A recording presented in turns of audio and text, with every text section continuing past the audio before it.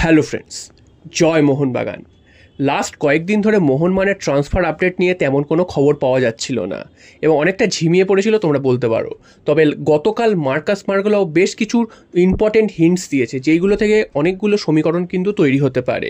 তো মার্কাস মার্গোলাওকে বিভিন্ন সমর্থকরা জিজ্ঞাসা করেছিল মোহনবাগানের প্লেয়ার সম্পর্কে, কে কে আসতে পারেন, বিদেশি কে আসতে পারেন। তো সেখানে মার্কাস মার্গোলাও যে ডাইরেক্ট কিছু উত্তর দিয়েছে তা কিন্তু নয়, তিনি ঘুরিয়ে ফিরিয়ে কিন্তু বিভিন্ন রকম হিন্টস দিয়েছে।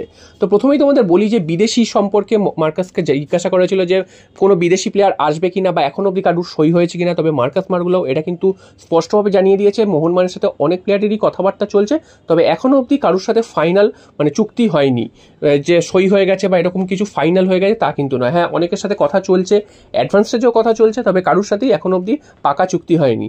এবার কার কার সাথে কথা চলছে সেই প্রসঙ্গে আসা যাক। তো প্রথমেই যেই নামটা উঠে আসছে বা এই অনেকদিন ধরে এই নামটা চলছে সেটা হচ্ছে রবসান রবিনো। এই একটা নামই এই মুহূর্তে সব থেকে বেশি চলছে এবং বিভিন্ন জায়গায় দাবিও করা হয়েছিল যে রবসান রবিনো অলরেডি সই হয়ে গেছে। তবে সই হয়েছে কি হয়নি সেটা তো এখন বোঝা যাচ্ছে না। মার্কাস মার্গোলাও বলেছেন যে এখন অবধি কারোর সাথে ফাইনাল সই হয়নি। তো যাই হোক, সই হয়েছে কি হয়নি সেই প্রসঙ্গে না গিয়ে কোন প্লেয়ার আসতে পারে বা কোন প্লেয়ারের আসার সম্ভাবনা সব থেকে বেশি সেই প্রসঙ্গেই আলোচনা করা যাক। তো সেখানে রবসান রবিনো, মার্কাস মার্গোলাও বলে দিয়েছে যে রবসান রবিনোর সাথে যে কন্ট্রাক্ট হয়ে গেছে তা কিন্তু একদম নয়। তবে হ্যাঁ, রবসান রবিনো মোহনবাগানের জন্য একটা গুরুত্বপূর্ণ নাম এবং মোহনবাগানের জন্য একটা গুরুত্বপূর্ণ প্লেয়ার হতে চলেছে। তো এই হিন্টস থেকেই বোঝা যাচ্ছে যে রবসান রবিনোর মোহনবাগানের আসার সম্ভাবনা প্রায় উজ্জ্বল এবং এখানে আর অন্য কোনো দ্বিমত থাকার কারণ নয়, কারণ মার্কাস মার্গোলাও কিন্তু সরাসরি না বললেও ঘুরিয়ে কিন্তু এই উত্তরটা দিয়ে দিয়েছে। তো যদি রবসান রবিনো আসে, তোমাদেরকে এই নিয়ে এর আগে বহুবার আলোচনা করেছি রবসান রবিনো কোন পজিশনের প্লেয়ার। তিনি অ্যাকচুয়ালি লেফট উইঙ্গার হিসাবে খেলতে পছন্দ করেন, এছাড়াও তিনি মিডফিল্ডে খেলতে পারেন। তবে গ্রেগ স্টুয়ার্টের বদলি হিসাবে তার কথা ভাবা হচ্ছে। তবে গ্রেগ স্টুয়ার্ট যে মাপের প্লেয়ার বা তিনি যেইখানে খেলতে পছন্দ করতেন বা যেই পজিশনটা তিনি খেলতেন বা তার খেলার ধরন যেটা, সেইটার সাথে এই রবসান রবিনোর খেলার ধরনের অনেক পার্থক্য রয়েছে। সুতরাং রবসান রবিনো যে গ্রেগ স্টুয়ার্টের পুরোপুরি পরিবর্তন হবেন তা কিন্তু একদমই বলা যাচ্ছে না। তার খেলার স্টাইল অন্যরকম। রবসান রবিনো যথেষ্ট ভালো প্লেয়ার, তিনি বাংলাদেশে যখন খেলেছেন বা ভারতেও তিনি খেলতে এসেছেন বাংলাদেশের ক্লাবের হয়ে, তখন তিনি কিন্তু যথেষ্ট ভালো ফুটবল খেলেছেন। তার পায়ে কাজ আছে, স্কিল আছে এবং তিনি এই মুহূর্তে ব্রাজিলিয়ান লিগে খেলছেন। নেইমারের বিরুদ্ধেও কিছুদিন আগে খেলেছেন। তো ব্রাজিলিয়ান লিগে খেলছে, ব্রাজিলিয়ান লিগ কিন্তু বিশ্বের মধ্যে অন্যতম অনেক উঁচু মানের লিগ। তো সেখানে তাই তিনি যখন খেলছেন তার কিছু কোয়ালিটি তো নিশ্চয়ই আছে, তাই জন্য তাকে নিয়েছে সেই লিগে। তো সেখান থেকে যদি কোনো প্লেয়ার মোহনবাগানে আসে সেটা তো ভারতীয় ফুটবলের জন্য ভালোই হবে, কারণ ব্রাজিলিয়ান লিগ ভারতীয় ফুটবলের থেকে এগিয়ে। এবার রবসান রবিনো কতটা এসে কার্যকরী ভূমিকা নেবে, কারণ মোহনবাগানে যেসব পজিশনে প্লেয়াররা অলরেডি রয়েছে সেইখানে একজন বিদেশিকে এনে কতটা গুরুত্বপূর্ণ ভূমিকা নেবে সেটাই কিন্তু এখন প্রশ্নের ব্যাপার। তবে রবসান রবিনোকে মাথায় রেখেই কিন্তু মোহনবাগান দল গোছাচ্ছে এবং রবসান রবিনোর আসার সম্ভাবনাটাই কিন্তু সব থেকে বেশি উজ্জ্বল। এরপর চলে আসি মার্কাস মার্গোলাওকে আরও বেশ কিছু কোশ্চেন জিজ্ঞাসা করা হয়েছিল, সেটা ডোমেস্টিক সাইনিং সম্পর্কে। তো ডোমেস্টিক সাইনিং হবে কিনা, অর্থাৎ ইন্ডিয়ান কোন ফুটবলার মোহনবাগান কি নেবে, এরকম কিছু প্রশ্ন করা হয়েছিল। তো সেই প্রশ্নের উত্তরে কিন্তু মার্কাস মার্গোলাও জানিয়ে দিয়েছেন যে অবশ্যই ভারতীয় ফুটবলার মোহনবাগান নেবে এবং কে হবেন সেটা এই মুহূর্তে তিনি কোনো নাম বলেননি। তবে ভারতীয় ফুটবলারও যে মোহনবাগানে সাইনিং হতে চলেছে সেটা কিন্তু জানা যাচ্ছে।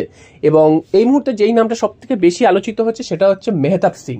মেহতাব সিং মোহনবাগানের সাথে মুম্বাইয়ের একটা টক্কর চলছিল এতদিন, তবে মাঝখানে কিন্তু ইস্টবেঙ্গল ঢুকেছি। এর আগেও বলেছিলাম যে ইস্টবেঙ্গল যে মাঝখানে ঢুকেছে, ইস্টবেঙ্গলের কিন্তু মেহতাব সিংকে নেওয়ার মতন কোনো ক্ষমতা নেই। ইস্টবেঙ্গল ঢুকেছে জাস্ট মোহনবাগানের সাথে তার ডিলটা ক্যান্সেল করিয়ে দেওয়া বা একটা দাম বাড়িয়ে সেই ডিলটাকে ভেস্তে দেওয়া, এটার জন্য ইস্টবেঙ্গল ঢুকেছে। তো তেমনটাই করছে ইস্টবেঙ্গল, যে তার উপর ঝাঁপাচ্ছে বা তাকে নেওয়ার জন্য বিশাল চেষ্টা করছে তা কিন্তু একদমই নয়। তবে মাঝখান দিয়ে ঢুকে তিনি বেশ কিছুটা দাম বাড়িয়ে দিয়েছে এবং মেহতাব সিংয়ের যে ট্রান্সফার ফি মুম্বাই সিটি এফসি দাবি করছে সেটা কিন্তু অনেকটাই বাড়িয়ে দিয়েছে। তো এই মুহূর্তে মোহনবাগান যেটা শোনা যাচ্ছে অনেকটাই কিন্তু পিছিয়ে এসছে মেহতাব সিংয়ের ডিলটা থেকে এবং এত ট্রান্সফার ফি এক বছরের জন্য মোহনবাগান দিতে একদমই রাজি নয়। এবং এখন অবধি যে ডিলটা ক্যান্সেল হয়ে গেছে বা মোহনবাগান পুরোপুরি শেষ করে দিয়েছে তা কিন্তু নয়, মোহনবাগানের নজরে রয়েছে। তবে মেহতাব সিংয়ের ব্যাপারটা অনেকটাই পিছিয়ে গেছে। তাহলে আর কে ডোমেস্টিক সাইনিং হতে পারে, কারণ মোহনবাগানের এই মুহূর্তে অন্যান্য পজিশনে ভারতীয় ফুটবলার যে খুব একটা নেওয়ার প্রয়োজন আছে তা কিন্তু নয়। হ্যাঁ, ডিফেন্সে একটা প্রয়োজন রয়েছে। তোমরা জানো যে দুজন সেন্ট্রাল ব্যাক বিদেশি খেলাচ্ছে, যার ফলে কিন্তু মোহনবাগান ওপর দিকেও আপফ্রন্টে একজন বিদেশি কম খেলানোর সুযোগ পাচ্ছে এবং আইএসএল এর যা স্ট্যান্ডার্ড সেখানে একজন বিদেশির সাথে একজন ভারতীয় সেন্ট্রাল ব্যাক খেলালেই কিন্তু যথেষ্ট।